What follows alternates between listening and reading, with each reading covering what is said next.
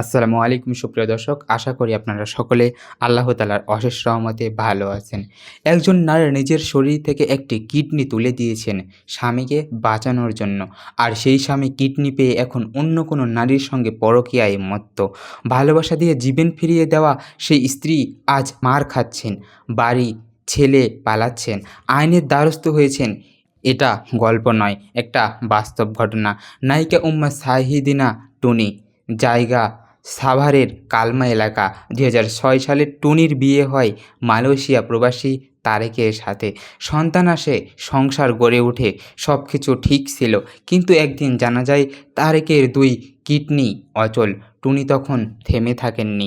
স্বামীর চিকিৎসার জন্য ছুটে গিয়েছিলেন ভারতে। স্বর্ণালংকার বিক্রি করেছিলেন, পার্লার খুঁজেছেন, বুটকস চালিয়েছেন, নিজের উপার্জনের সবটাই ঢেলেছেন স্বামীর চিকিৎসায়। একটা নয়, ১০টা বছর লড়েছেন।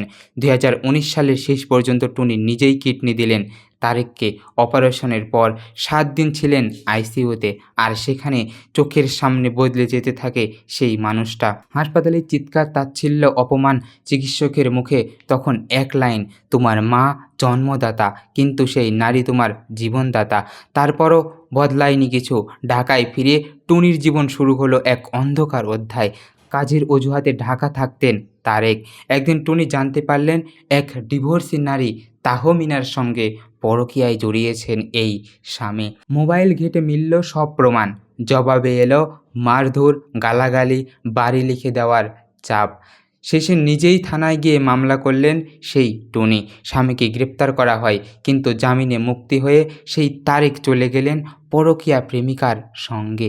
যেখান থেকেই আবার চাপ দিচ্ছেন, বাড়ি লিখে দাও, ডিভোর্স দাও।